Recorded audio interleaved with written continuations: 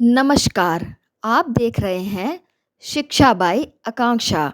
मैं हूं आपके साथ आकांक्षा वर्मा। तो चलिए शुरुआत करते हैं आज की कहानी की, जिसका शीर्षक है बिच्छू और लड़की। बहुत समय पहले की बात है।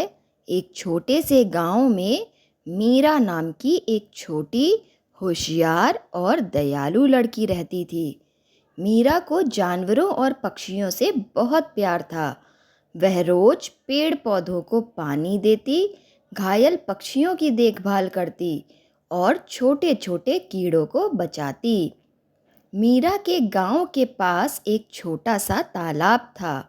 गर्मियों के दिनों में वह तालाब सूखने लगता और कई जानवर प्यासे हो जाते।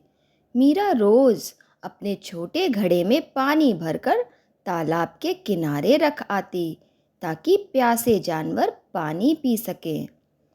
एक दिन मीरा तालाब के पास बैठी थी और पानी डाल रही थी कि उसने एक पत्थर के पास एक बिच्छू देखा।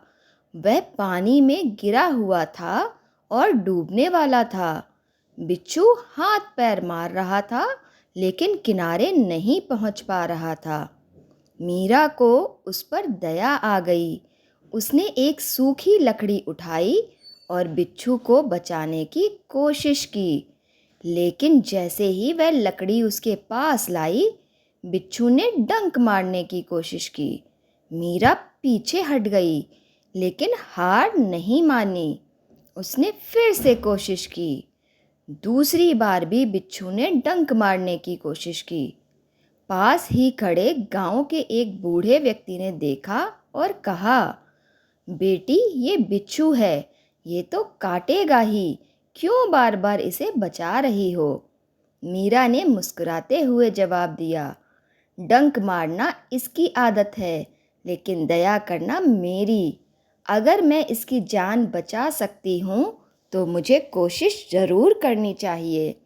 मीरा ने तीसरी बार एक पत्ते का सहारा लिया और बड़ी सावधानी से बिच्छू को बाहर निकाला और उसे घास पर रख दिया।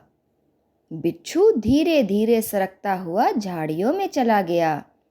मीरा को थोड़ी जलन हो रही थी, क्योंकि उसके हाथ में बिच्छू का हल्का डंक लग गया था। लेकिन उसे संतोष था कि उसने एक जान बचाई। बूढ़े व्यक्ति ने मुस्कुराते हुए कहा, बेटी, आज तुमने सिखाया कि दया करना सबसे बड़ा गुण है, चाहे सामने वाला कैसा भी हो। जब यह बात गांव में फैली कि मीरा ने एक बिच्छू को जान बचाई, तो कुछ लोग हंसे, कुछ ने कहा पागलपन है। लेकिन कई बच्चों और बड़ों ने मीरा से प्रेरणा ली। अब बच्चे भी नन्हे कीड़ों की देखभाल करने लगे। लोग पेड़ों को काटने से पहले सोचने लगे कि वहाँ पर भी किसी का घर हो सकता है।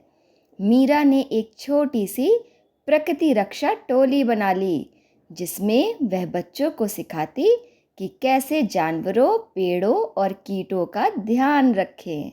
मीरा एक दिन जंगल में लकड़ियां काटने के लिए गई कि अचानक एक जहरीला सांप उसके पास आ गया।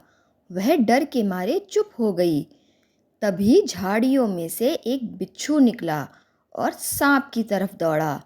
सांप डरकर पीछे हट गया और झाड़ियों में भाग गया। मीरा चकित रह गई। उसने पहचान लिया कि ये वही बिच्छू था जिसे उसने तालाब से बचाया था। बिच्छू थोड़ी देर उसे देखता रहा और फिर चुपचाप चला गया। मीरा ने घर लौटकर सबको यह कहानी सुनाई। अब गांव के लोग समझ गए कि हर प्राणी की एक अहमियत होती है। इस कहानी से हमें यह सीख मिलती है कि दया कभी बेकार नहीं जाती। धन्यवाद।